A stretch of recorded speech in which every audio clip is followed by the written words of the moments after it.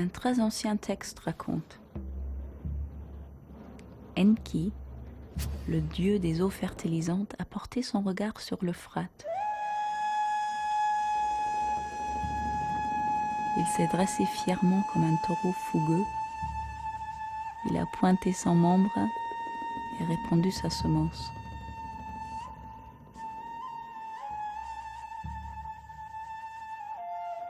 Il a rempli l'Euphrate d'une eau étincelante. Le tigre ensuite s'est soumis à lui comme à un taureau impétueux qui apporte le présent nuptial. La terre douce, la vache féconde sont imprégnées de la riche semence du ciel. Et dans la joie, la terre a donné naissance aux plantes de vie. Et dans la luxuriance, la terre a laissé couler la bière et le miel.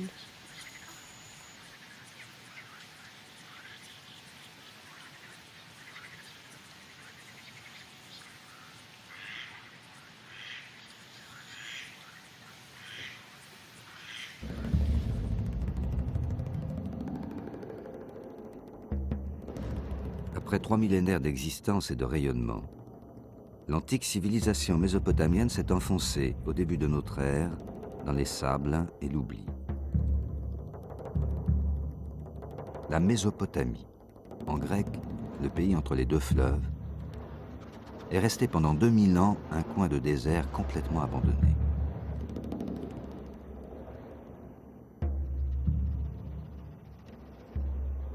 Au XIXe siècle, des savants commencent à se questionner sur la réalité historique des récits bibliques.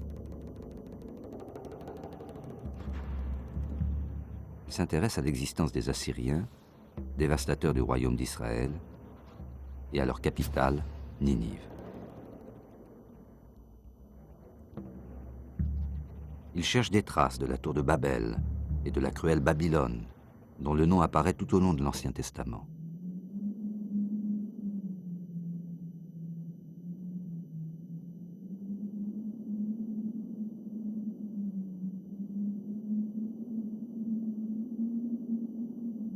La résurrection de la civilisation mésopotamienne a d'abord été l'œuvre d'érudits et de déchiffreurs.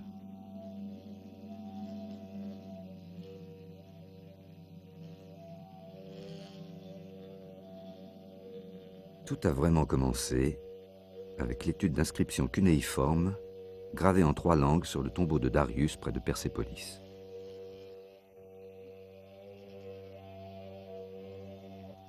En cherchant à y repérer les noms propres des rois perses cités par les historiens grecs, en procédant par hypothèse, déduction et tâtonnement, Georges Grotefend, un professeur allemand, découvre les premières pièces d'un puzzle complexe. En 1803, il jette les bases du déchiffrement de langues totalement inconnues. On avait déjà repéré qu'une des 3 écritures cunéiformes était identique à celle gravée sur les tablettes, les briques et les cylindres rapportés par des voyageurs, et qu'elle devait être l'écriture des Assyriens et des Babyloniens.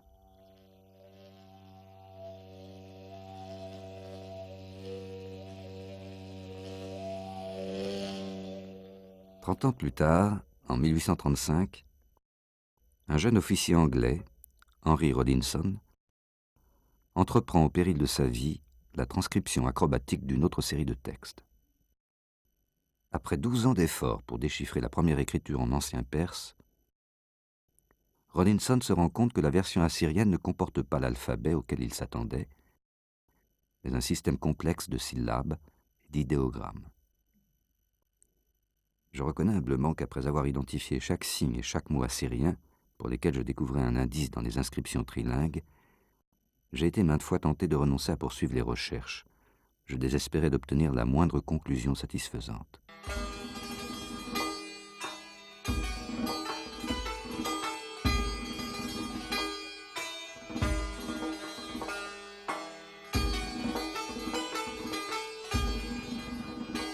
À la même époque, le consul de France à Mossoul, Paul-Émile Botta, entreprend des fouilles avec l'espoir de retrouver Ninive, la grande capitale assyrienne. Mais il ne réussit à mettre au jour que quelques briques.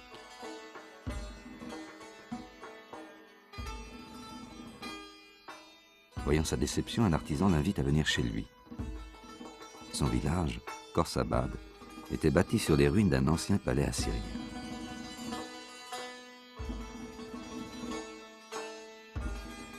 Botta note dans son journal « Je fais déblayer avec d'autant plus d'intérêt que je dois être le premier qui ait découvert des sculptures que l'on puisse rapporter à l'époque où Ninive était florissante. »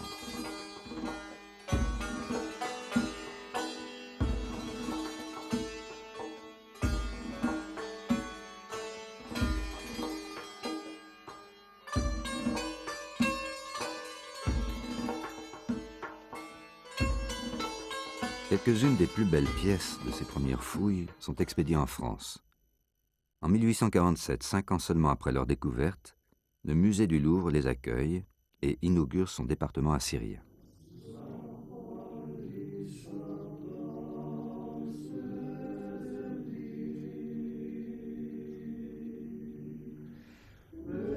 L'Assyrien ressemble à un cyprès, un cèdre aux belles branches, formant une forêt ombreuse et d'une taille si élevée que son sommet serait dans les nuages.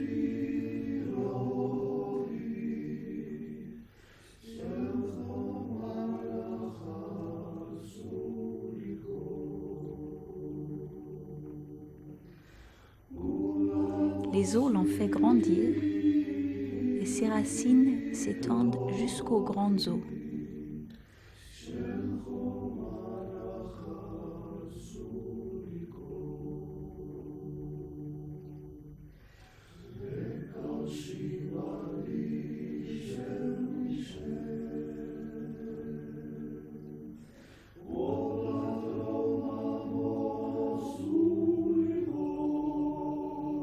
Aussitôt connus les premiers succès de Botta, la Mésopotamie devient un champ de recherche archéologique où va se développer la rivalité franco-anglaise.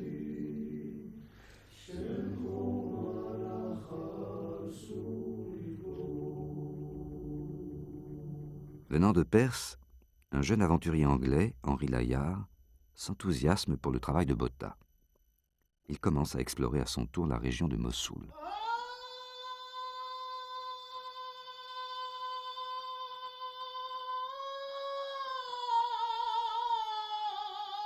Dès les premières fouilles, d'importantes pièces sont mises au jour.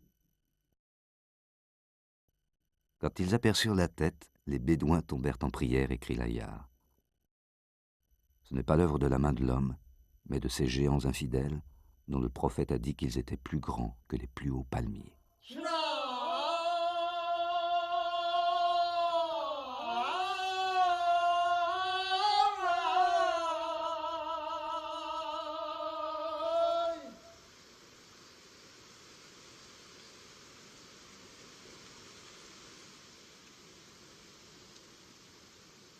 Henry Rawlinson, maintenant capable de lire l'écriture cunéiforme, rejoint Layard.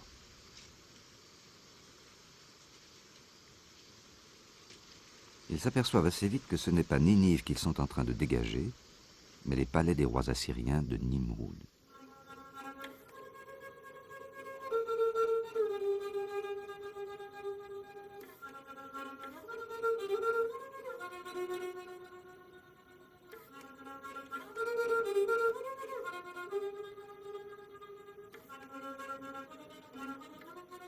Moi, roi d'Assour et roi du monde, à l'ordre de mon Dieu et pour l'édification de mon propre palais, j'ai fait briser et extraire, à pics et à pioches, l'albâtre de la montagne, par les habitants des contrées ennemies faits prisonniers par moi, en vue de préparer les grands taureaux qui protégeront mon palais.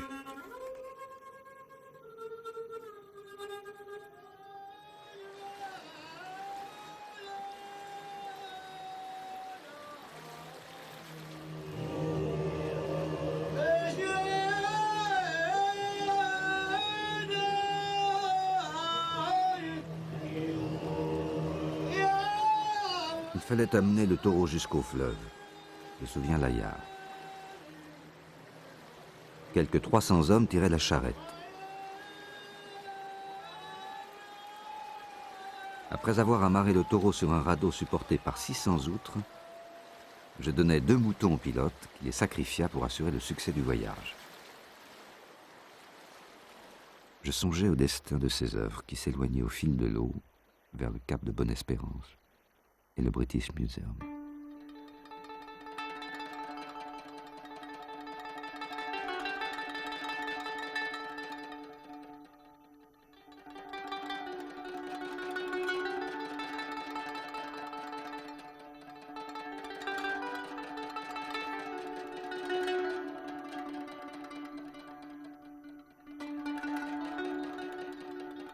En 1850, à l'emplacement même où Botta avait fait sa première tentative infructueuse, Layard trouve enfin les vestiges de la légendaire Ninive.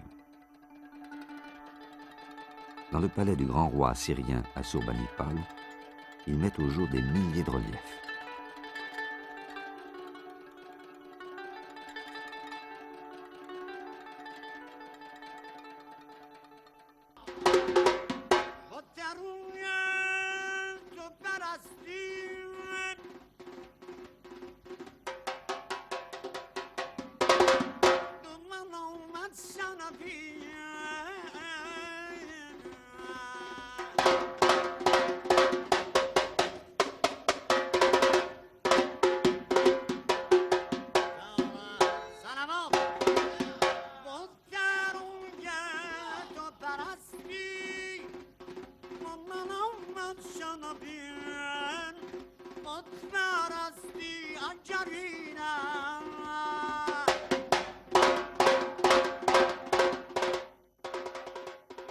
Une autre surprise exceptionnelle attend Layard.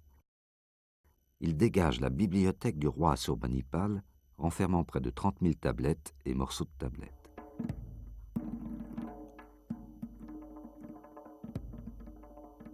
Grâce aux 5000 œuvres réunies dans cette bibliothèque, au 7e siècle avant notre ère, on a découvert toute la richesse de la vie intellectuelle, littéraire et religieuse des Mésopotamiens. Histoire, grammaire, mathématiques, astronomie, médecine, traités divinatoires, chants religieux et mythes.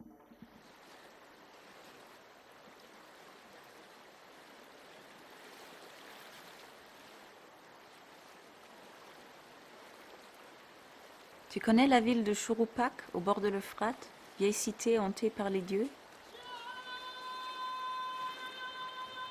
C'est là que l'envie prie au plus grand Dieu de provoquer le déluge.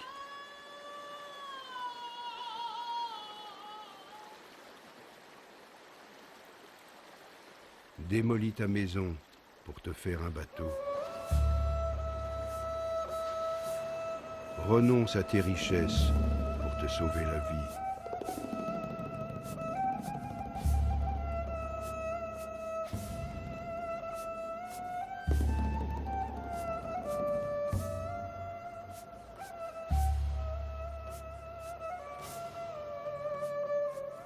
En 1872, en déchiffrant une tablette trouvée à Ninive, un des premiers assyriologues, George Smith, annonce à Londres avoir lu et traduit un récit du déluge qui recouvre parfaitement celui de l'Ancien Testament.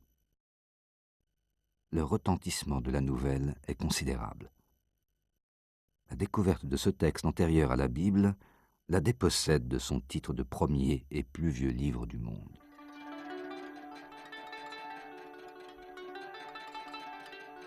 Détourne-toi de tes biens pour te garder sain et sauf. Mais embarque avec toi des spécimens de tous les êtres vivants.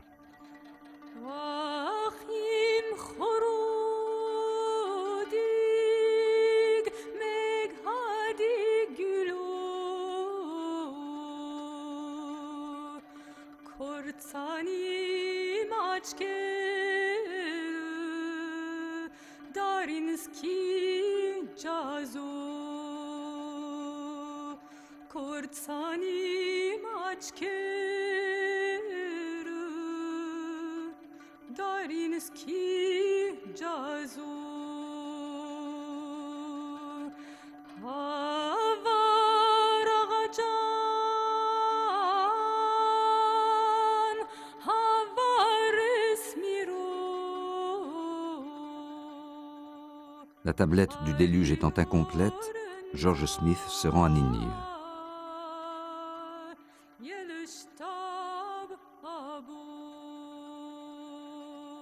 Après quelques jours de recherche, il trouve miraculeusement un autre fragment qui complète le même récit.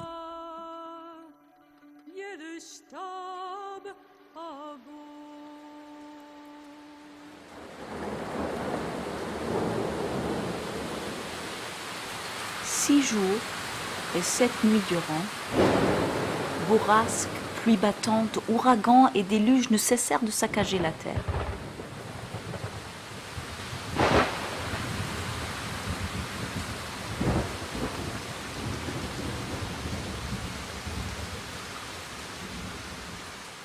Le 7e jour, la mer se calma et s'immobilisa.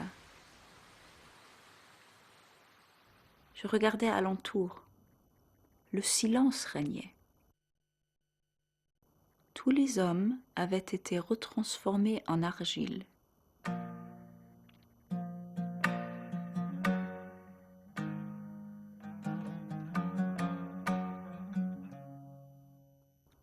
Je tombais à genoux, immobile, et pleurais.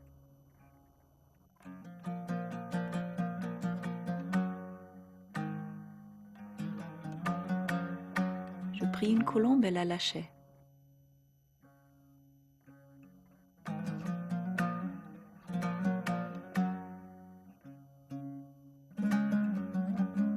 Tout à coup, surgit du fond de cette terre une civilisation plus ancienne, totalement inconnue et insoupçonnée, les Sumériens.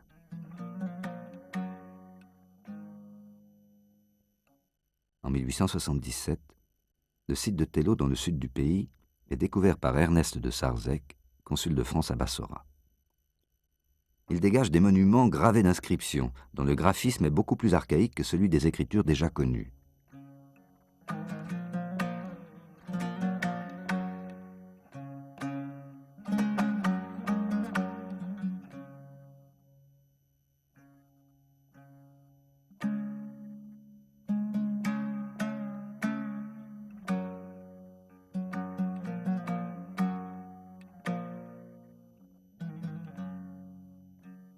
Ce sont ces inscriptions, ainsi que celles des quelques 60 000 tablettes d'argile alors découvertes, qui ont permis d'identifier et de restituer la très ancienne langue sumérienne.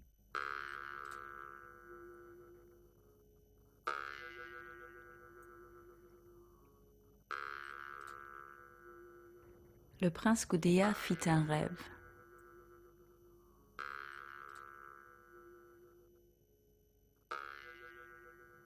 J'ai rêvé d'un homme dont le corps était imprégné du ciel. Et ce corps appartenait à la terre. Par la tiare de sa tête, il était Dieu.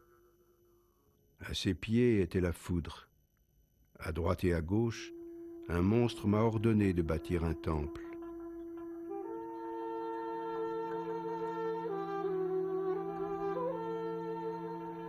Un soleil se lève sur l'univers.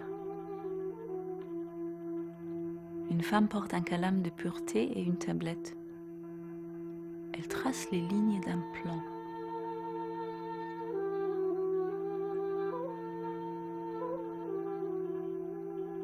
Le Seigneur, profond comme le haut des cieux, te révélera le plan du temple.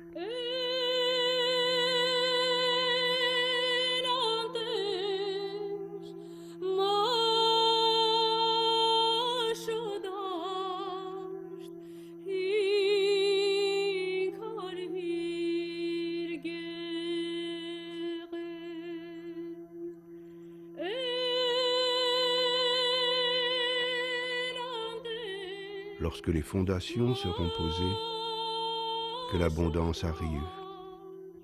Au pays de Sumer, l'eau qui ne sort plus des puits, pour toi sortira.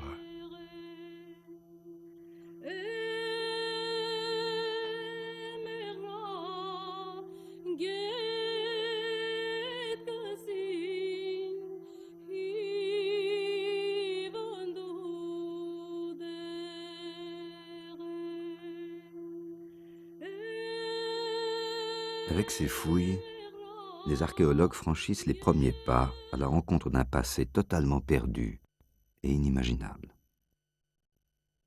Ils peuvent ensuite reconstituer une histoire qui remonte au 4e millénaire avant notre ère.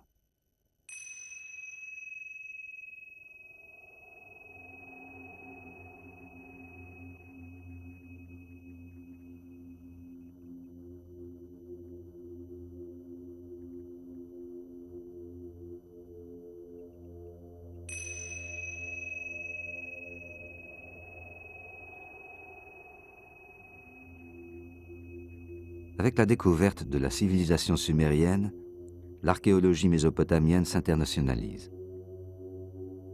À la fin du XIXe siècle, des fouilleurs américains déblaient la cité de Nippur et mettent au jour 40 000 tablettes.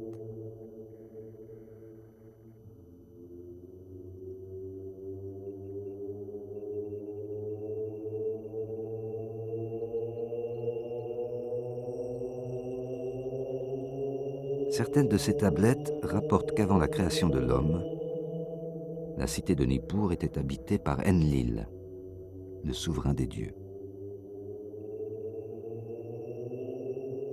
Le temple d'Enlil était le centre spirituel du pays de Sumer.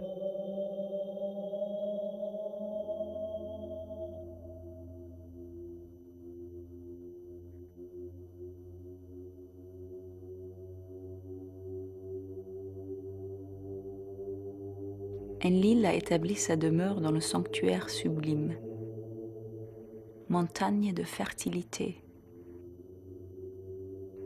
Dont les lois divines, comme le ciel, ne peuvent être renversées.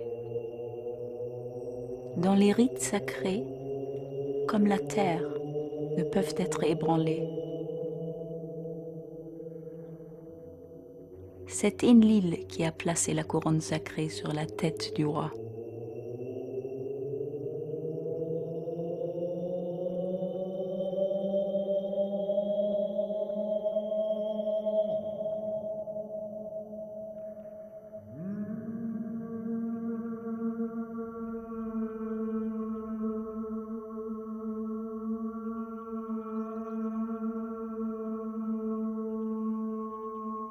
Une antique version sumérienne du récit du déluge est retrouvée à Nippur.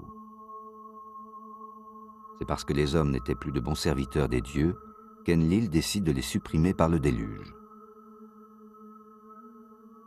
Trahissant le secret, Enki avertit le héros du déluge dissimulé derrière une paroi de roseaux.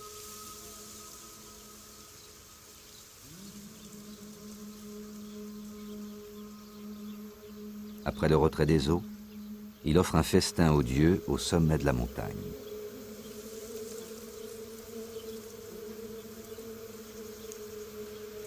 Enlil, reconnaissant, lui fait don, ainsi qu'à sa femme, du souffle éternel de l'immortalité.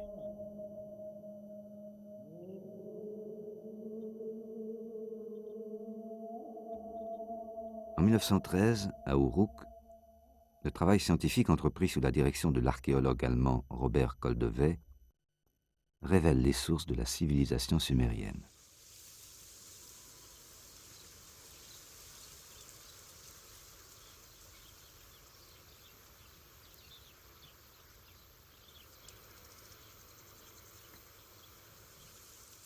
Au cours du 4e millénaire, Uruk, d'abord simple village, devient une cité-État.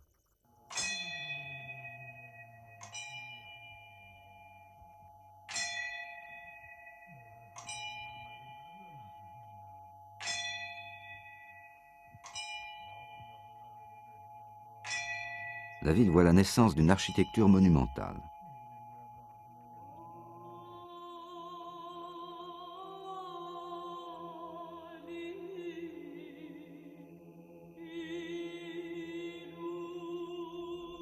Le temple du ciel était dédié à Inanna, déesse de l'amour et de la guerre.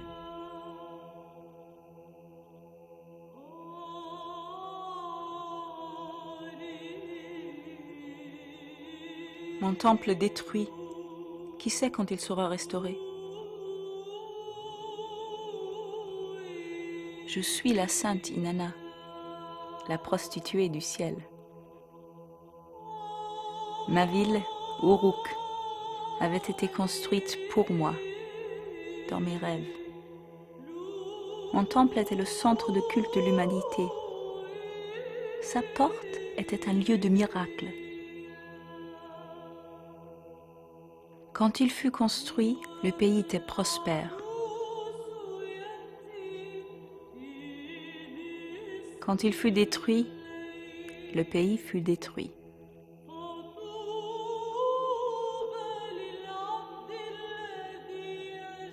L'année nouvelle était célébrée rituellement par l'union du dieu et de son épouse, représentée par le roi et la grande prêtresse.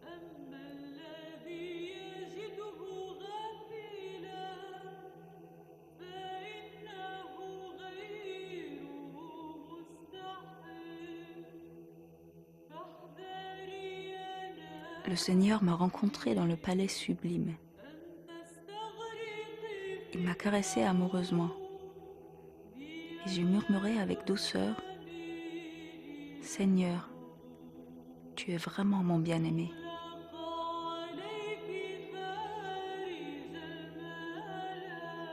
Le mariage sacré assurait la fécondité et la prospérité du royaume. Les hymnes qui le célébraient semblent être les précurseurs du Cantique des Cantiques de la Bible.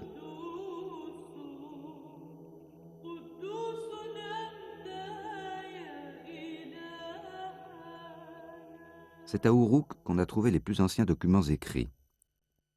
C'est ici vraisemblablement que l'écriture fut inventée il y a plus de 5000 ans par les Sumériens.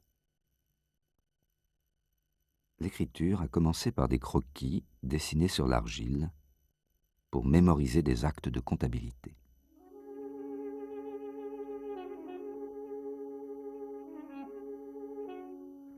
Près d'1 millier de dessins ont été utilisés par les Sumériens pendant plusieurs siècles.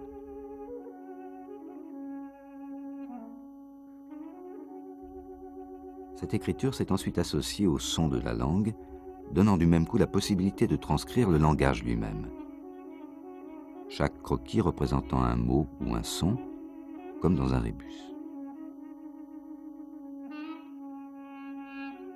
L'écriture s'est alors simplifiée et au milieu du 3e millénaire, elle est devenue capable d'exprimer toute la richesse du langage.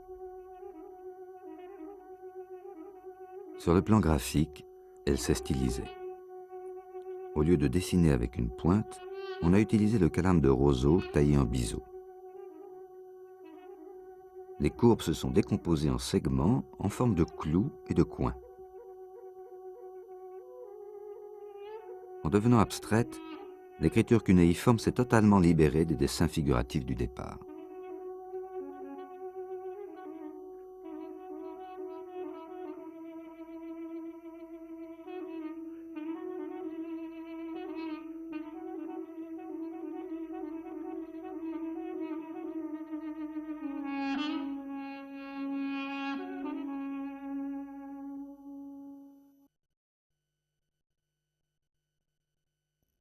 Le premier grand texte transmis par l'écriture est l'épopée de Gilgamesh. Gilgamesh était le 5e roi d'Uruk. C'est lui qui a fait édifier les remparts d'Uruk. Pour 2 tiers, il est Dieu.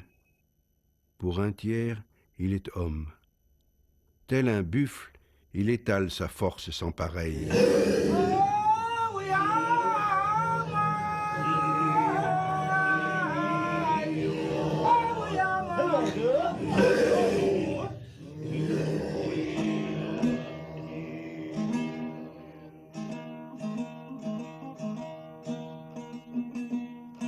Gilgamesh accomplit de nombreux et fameux exploits avec son compagnon Enkidu.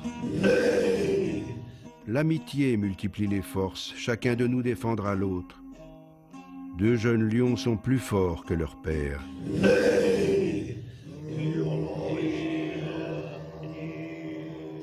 La déesse Inanna, irritée par l'arrogance des 2 amis, frappe Enkidu d'une maladie mortelle.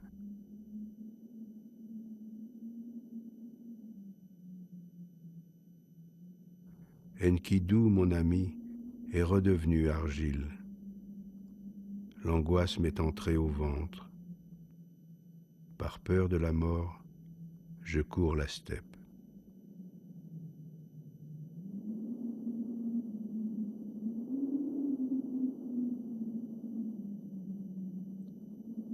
Gilgamesh décide de partir à la recherche de la vie sans fin.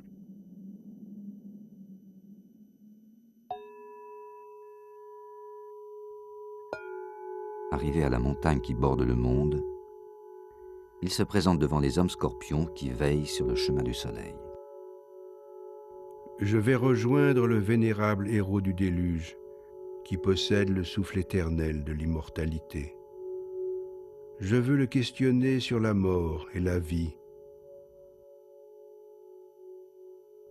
De l'autre côté de la terre, le dieu du soleil apparaît.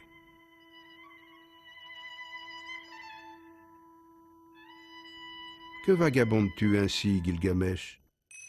La vie sans fin que tu recherches, tu ne la trouveras jamais.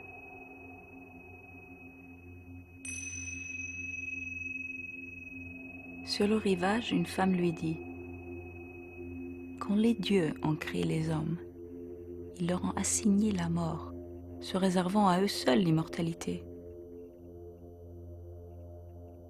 Toi plutôt, fais quotidiennement la fête. Jour et nuit, danse et amuse-toi.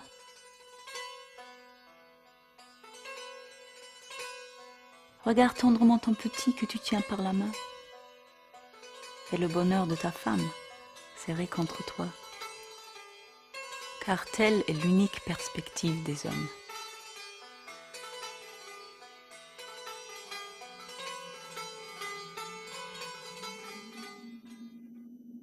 Après un voyage périlleux, Gilgamesh aborde enfin le rivage où vit l'immortel.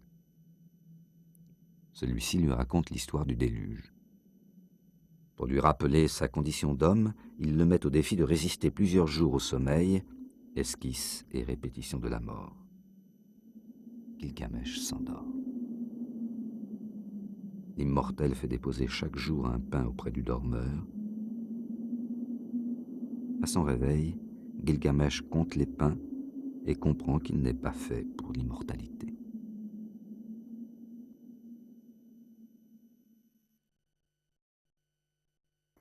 La femme de l'immortel intercède en sa faveur. Gilgamesh est venu jusqu'ici à grand-peine et fatigue. Accorde-lui quelque chose avant son départ. Je vais te révéler un mystère, un secret des dieux. Il est une plante au fond des mers qui donne une nouvelle jeunesse. Gilgamesh s'en empare, mais un serpent furtivement la lui dérobe et rajeunit à l'instant même en perdant sa vieille peau. De retour à Uruk, exténué mais apaisé, il fait graver sur une stèle le récit de ses aventures.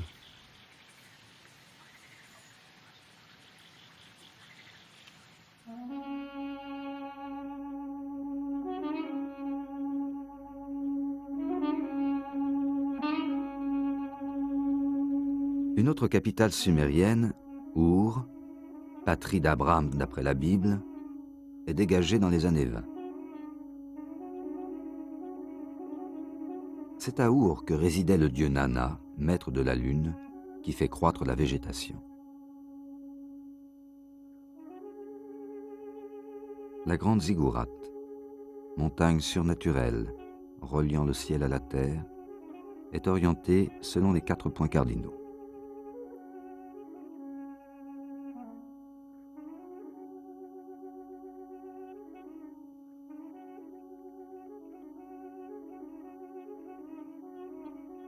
Construite vers la fin du 3e millénaire, elle a été restaurée au XXe siècle à la suite des fouilles des archéologues anglais dirigés par Léonard Woolley.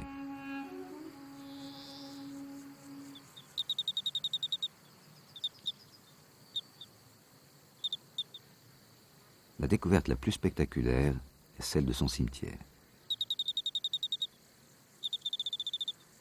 Plus le cimetière d'Our promettait d'être riche, plus se faisait sentir l'impérieuse nécessité de ne pas y toucher avant d'avoir établi une chronologie à peu près fiable. Les archéologues retrouvent couche après couche strate après strate, les jalons de l'échelle du temps.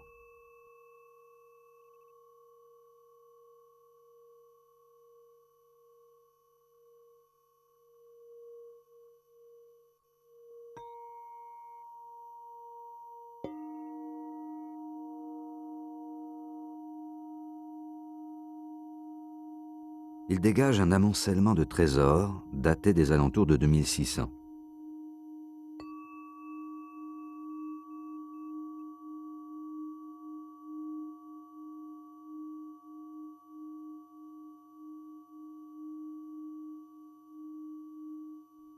Dans ce cimetière, véritable palais de la mort, ils exhument 17 tombes royales.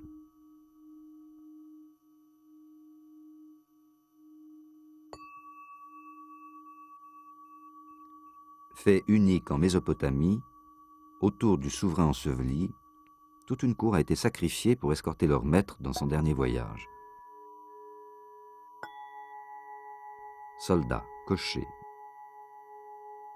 musiciennes et jusqu'à 64 dames de compagnie.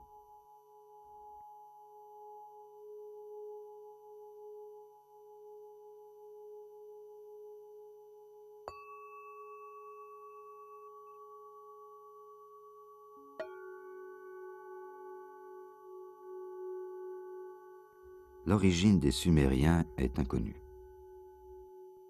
On suppose qu'ils seraient venus du sud-est par la mer au cours du 5e millénaire, en apportant une culture très riche et raffinée.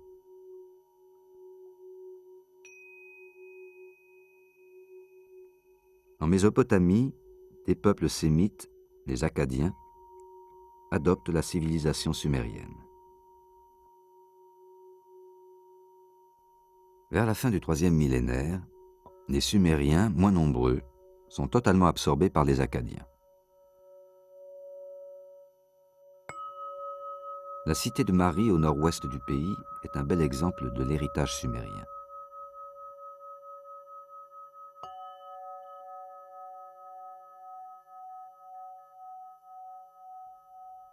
André Parrot, à partir de 1933, dirige un chantier qui se révèle être d'une grande richesse.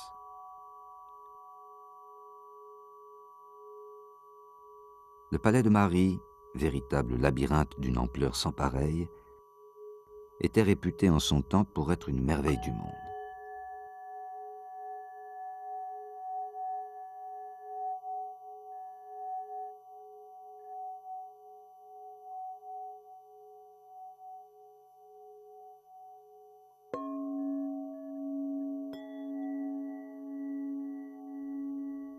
J'enfonce ma main dans la jarre et je ramène 2 paires de bracelets.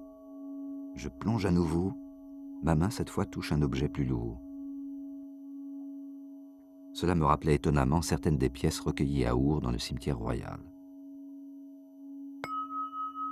Une inscription nous permet de comprendre que ces joyaux ont été offerts par un roi d'Our au roi de Mari, son contemporain.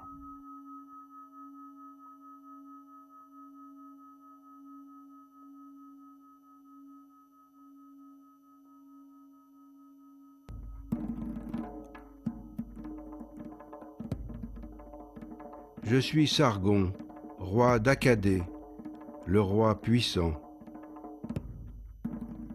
Ma mère est une grande prêtresse. Elle me conçut et me mit au monde en secret. Elle me déposa dans une corbeille de jonc qu'elle colmata avec du bitume.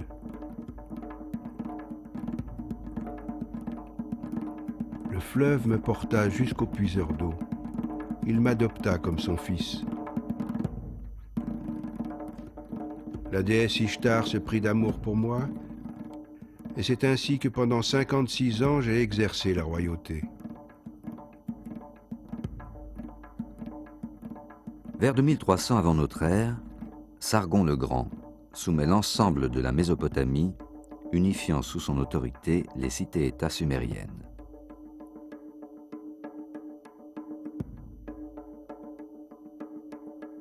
Le pays est alors devenu bilingue. Le sumérien reste la langue savante et religieuse, et l'akkadien la langue parlée.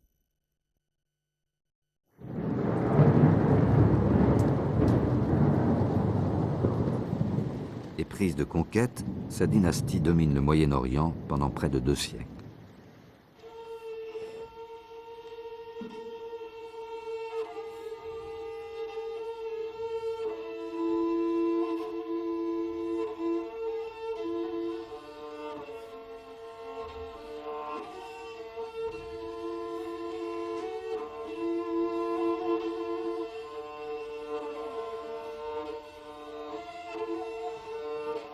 Puis s'écroule dans la ruine et l'anarchie.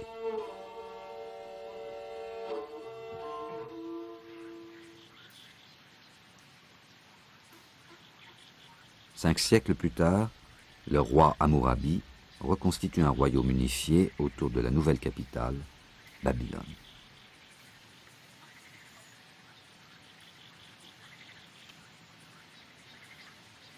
Les dieux m'ayant appelé, c'est moi, Hammurabi, le pasteur salutaire au pouvoir juste.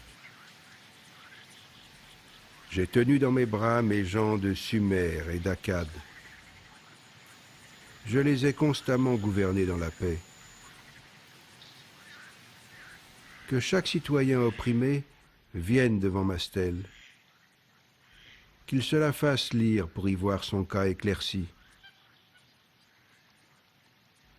Si dans la suite des temps, un roi possède l'intelligence nécessaire pour garder son pays en ordre, qu'il observe ce que j'ai écrit sur cette stèle. Le Code d'Hammurabi est le document juridique le plus important que l'on possède sur la civilisation mésopotamienne.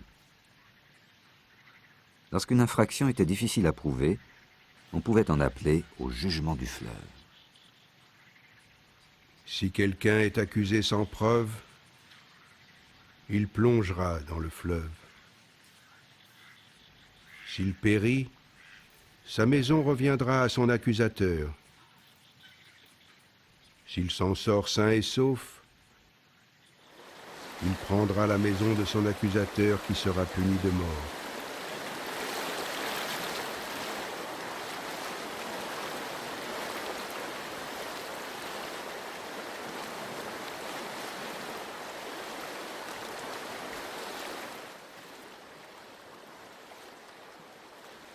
Après le long règne d'Hammurabi, l'histoire de la Babylonie est jalonnée par l'immigration d'envahisseurs successifs, attirés par la richesse du pays.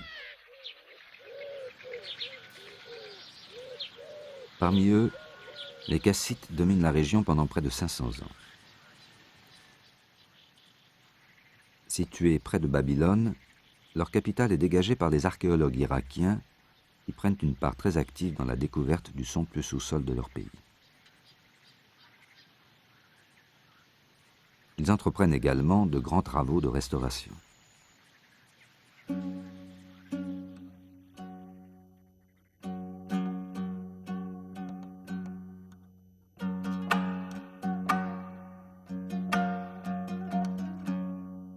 Au début du XXe siècle, les archéologues allemands s'attaquent aux vestiges de Babylone.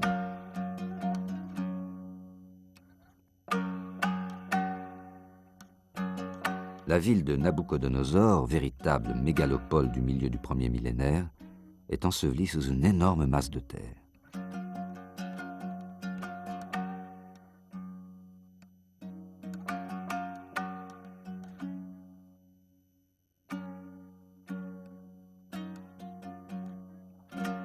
Ce chantier gigantesque a été dirigé pendant 18 ans par Robert Koldewey, qui raconte: dès le début de nos fouilles, je m'efforçais d'empêcher la spoliation de la plus célèbre cité d'Orient, voire du monde.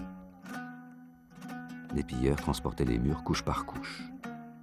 Les bâtiments, avec leurs excellentes briques cuites, servaient de carrière depuis l'Antiquité.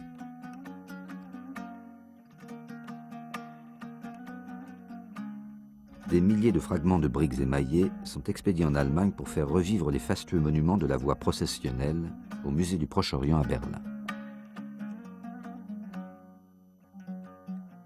Babylone était la ville des fêtes, de l'allégresse et de la danse. L'année nouvelle y était célébrée pendant 11 jours à l'équinoxe du printemps.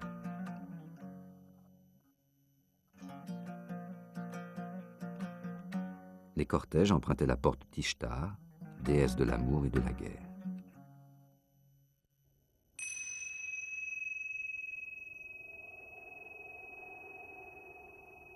Moi, Nabuchodonosor, roi de Babylone, je suis.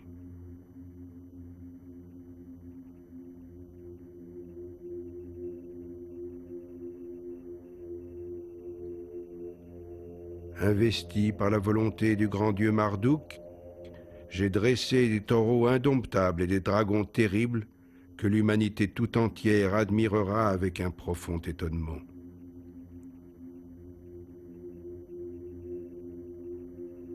Tous les grands dieux de Sumer et d'Akkad remontaient le fleuve pour rejoindre Marduk.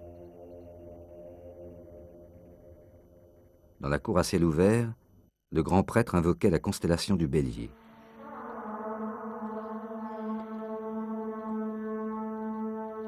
Puis il récitait le grand poème de la création du monde. Qui est sublime au ciel? Toi seul. Qui sur terre est très haut? Toi seul. De l'horizon, tu ne cesses de monter au zénith, d'ouvrir les portes du ciel. La tour de Babel dominait la ville du haut de ses 90 mètres. J'ai fait construire pour les dieux la très haute maison des fêtes dont la tête rivalise avec le ciel. Je l'ai édifiée en briques cuites et bitume, solide comme une montagne.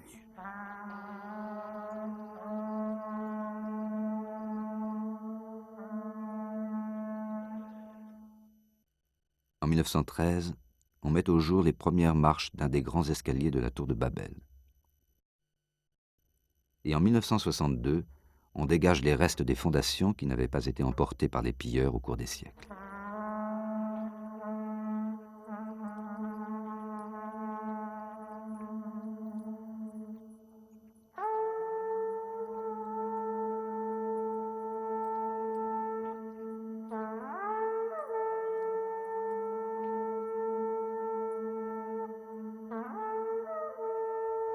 Aujourd'hui, d'autres cités et d'autres trésors dorment encore sous les sables,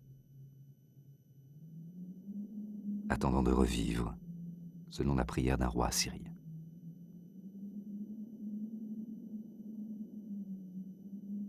J'ai rebâti les murs en ruine du sommet à la base, et j'y ai déposé mes inscriptions monumentales et celles de mes ancêtres.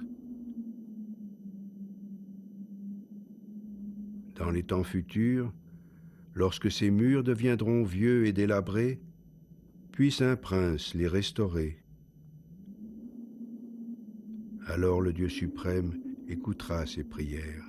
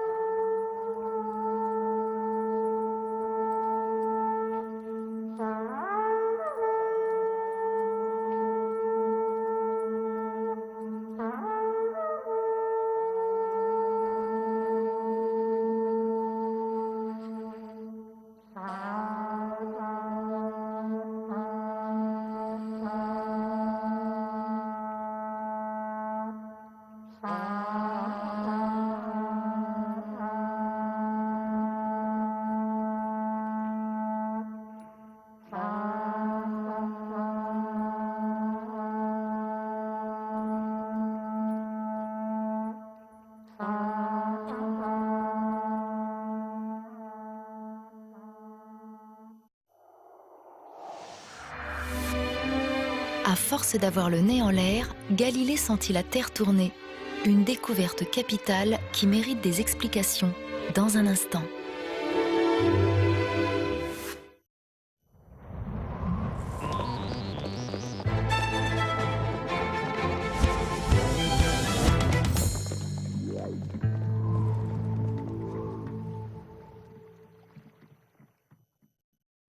« 1955. James Dean avait la fureur de vivre. À voir et à revoir, demain à 20h40 sur Arte.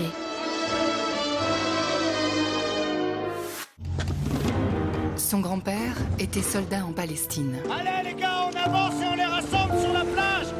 Notre rôle est d'apaiser les tensions et de maintenir la paix entre les deux camps.